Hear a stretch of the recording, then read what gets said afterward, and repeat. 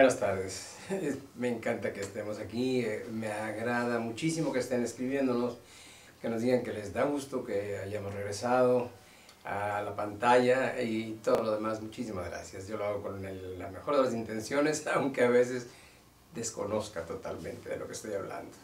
No, no es cierto. Pero en el caso de que nos ocupa hoy Carlos Fuentes, yo creo que sí, porque no lo leí muchísimo. No voy a decir como la mayoría de mis compañeros, ay, se murió Carlos Fuentes. Sorry, pero pues yo voy a morir mañana a lo mejor y tratamos de hacer lo mejor que podemos. A Carlos Fuentes lo leí de chamaco, le su aura, lógicamente su región más transparente. Dos, tres, cuatro cosas. Cuando empezaron a filmarlo me interesó, pero cuando llegó a Terra Nostra me mató, lo perdí por completo. Un mamotreto que no aguantaba yo de leer, no por la lectura, sino por lo pesado. Pero en el cine hay muchas cosas que le han ido bien, algunas no tanto. Él ha sido mejor adaptador de obras como las de Rulfo, por ejemplo, que adaptado él mismo. Es decir, sus cosas... Gringo Viejo es probablemente lo más aproximado y lo más popular, porque es una producción hollywoodense que se hizo aquí en México. Pero a Fuentes lo filman desde los 60s. Él hace, por ejemplo, una serie de documentales con el nombre de Cine Verdad. Él está como escritor junto con Yomi García Ascot, Juan García Ponce, Tomás Segovia, con varios de ellos. Y esto dura una buena temporada, tiene éxito, lo pasan de hecho algunos segmentos a lo que antes se llamaban los noticieros en el cine. Pero viene su primera adaptación a una pieza de Rulfo, El Gallo de Oro. Hay dos versiones. Esta es la que dirige Carlos Velo, no, perdón, Roberto Gabaldón. El señor Gabaldón, y es el puro folclore, Nacho López Tarso, Lucha Villa. Es una película muy disfrutable, con los diálogos muy bien tomados por Fuentes de su maestro Rulfo. Tiene enseguida un documental que se llama Leonora Carrington o El sortilegio irónico. Este documental, que es corto, lo dirige Felipe Casals, y están William Blake y Julio Cortázar junto con Fuentes adaptándolo. Vale la pena porque es alrededor de la figura de esta pintora legendaria, que curiosamente actúa ella junto con una cantidad extraordinaria de gentes en otra película. Incluso Rulfo sale como actor, Buñuel.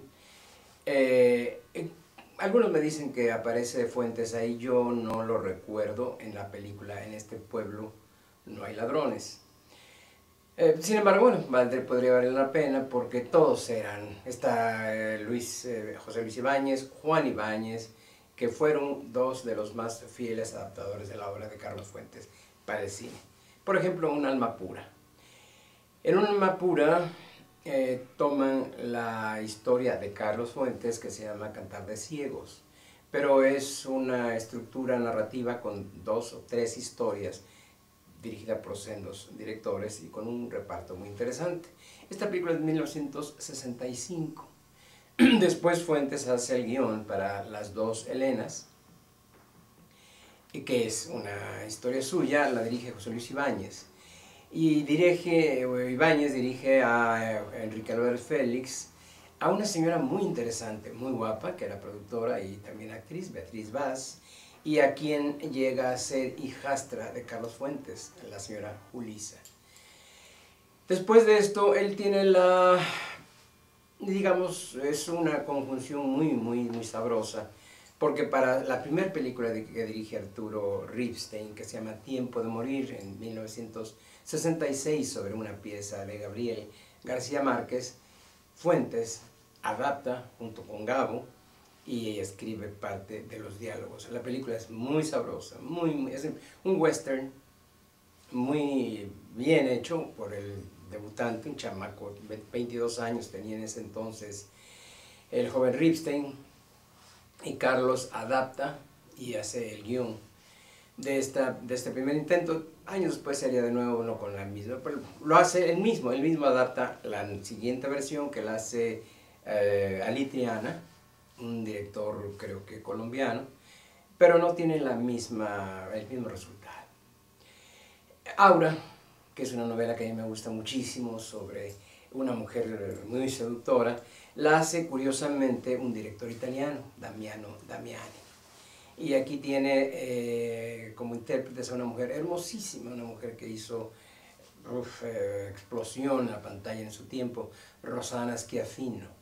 Y está un señor que después también tendría mucho crédito en el cine, como el señor Jean-Marie Volonté. Es la única adaptación que hay en el extranjero, en Europa, donde después él se vuelve muy popular.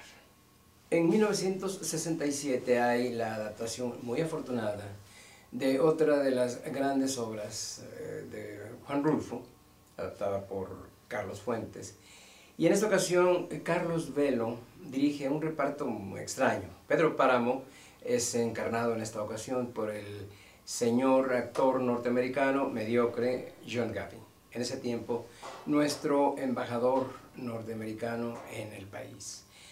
La Susana San Juan de John Gavin era Pilar Pellicer, que estaba en el esplendor, en el apogeo, y el Nacho López Tarso, que parece que es uno de los aditamentos de todo este tipo de historias. En 97 hay una adaptación muy afortunada, muy interesante, donde no le dan crédito ni a Carlos, pero todo el mundo sabe que lo hace, y también a José Luis Ibáñez, que es el director. Los Caifanes marcan un hito en el cine mexicano. Es una película muy interesante sobre el choque de clases, representado por Julissa y Enrique Álvarez Félix, del lado de los niños popis que bajan al submundo y son atraídos fatalmente por este, donde están Óscar Chávez, Eduardo López Rojas, Ernesto Gómez Cruz y Sergio Jiménez. Los Caifanes es una muy buena selección si usted quiere ver algo que haya hecho Carlos Fuentes. Está un documental, México, México, con el mismo director de No oyes ladrar a los perros, que es François Reichenbach, un director francés. Muñeca Reina, me gusta esta película de Sergio Oljovich, con una estupenda actuación de mi encantadora Ofelia Medina. Las cautivas, de José Luis Ibáñez, es un tema muy sabroso que toman de Carlos y lo hacen muy cachondo. Están Fanny Cano, Julissa y el señor Jorge Rivero.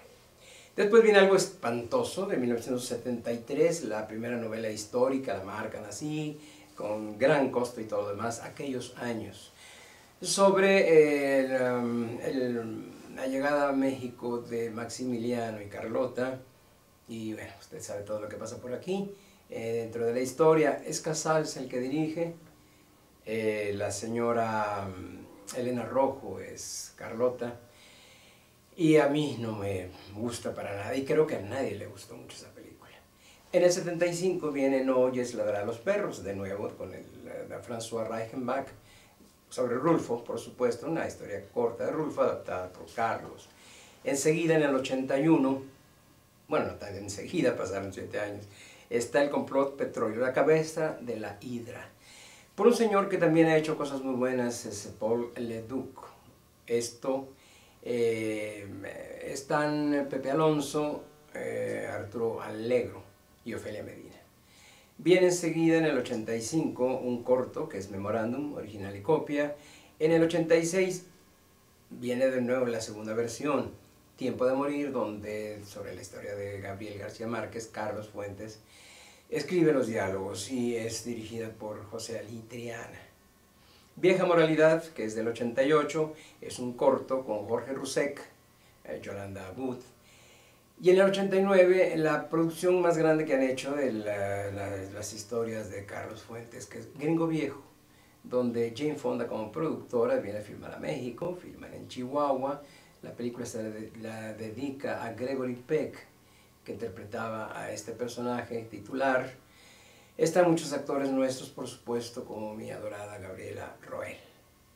Inspiración es una historia corta, del 90. En el 94, La raya del olvido, De 1994 hay algo que a mí me encanta, creo que es extraordinario, es una superproducción en 5 partes de la BBC de Londres, dirigida por un británico, El espejo enterrado, sobre historias de Carlos, en particular, Carlos, hagan el favor, el señor Fuentes, reflejos, dice, reflexiones de España y el Nuevo Mundo.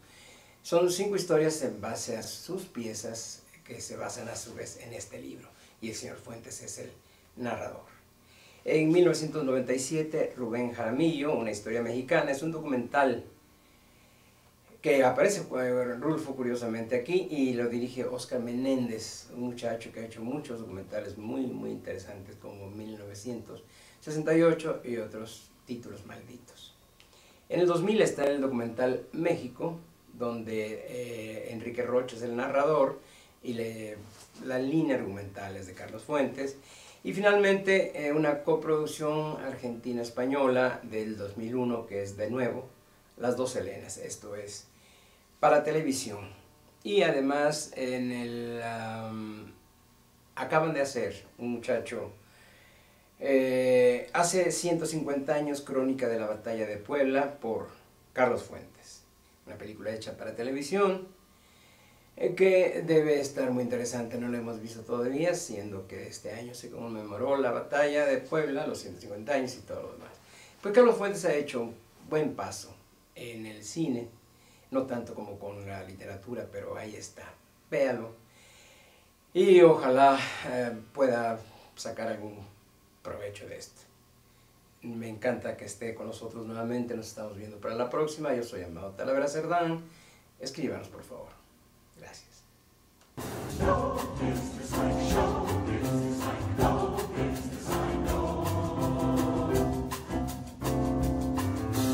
Everything about it is a